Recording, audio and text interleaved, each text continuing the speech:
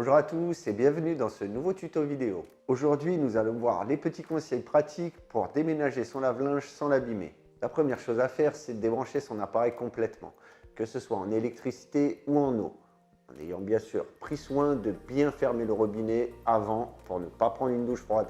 On n'oublie pas non plus le tuyau de vidange.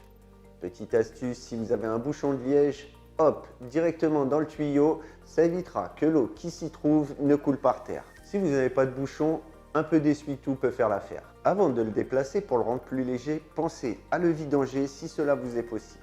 Une fois que vous l'avez vidangé, si votre lave-linge est à ouverture frontale, je vous conseille pour le sortir de tirer par le joint de hublot.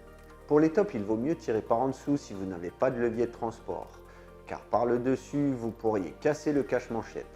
Avant de l'emmener faire un petit voyage, il faut vous assurer que le portillon, le hublot et les tuyaux soient bien maintenus. Pensez donc à les scotcher pour qu'ils ne vous gênent pas pendant le transport. Si vous avez conservé les brides de transport, je vous conseille vivement de les remettre pour que la cuve ne bouge pas pendant le déplacement.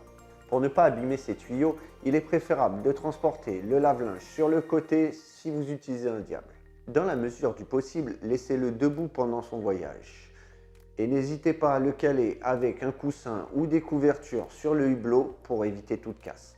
Une fois que vous avez pris toutes ces précautions, votre lave-linge est prêt pour son grand voyage. Ou petit, si vous déménagez dans la rue d'en face.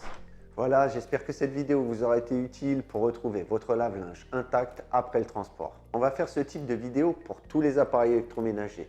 Donc si vous avez des questions, n'hésitez pas à nous les poser. Si vous voulez plus d'astuces, il suffit de vous abonner. Quant à moi, je vous retrouve dans une prochaine vidéo. Bye!